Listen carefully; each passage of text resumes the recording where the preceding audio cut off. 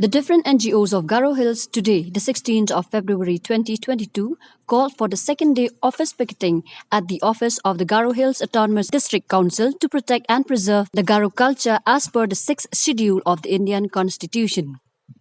One of the protesting women offered her prayers to God to protect the Garo tribe from the rule of the non-Garo RAKESH NEWAR, the appointed CEM of the GHADC.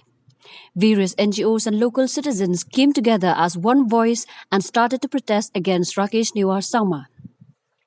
The agitators are demanding the immediate removal of Mr. RAKESH NEWAR from the position of the GHADC CEM. Till date, the various NGOs and the locals are not satisfied with the Chief Minister's remark and term his statement as childish and irresponsible.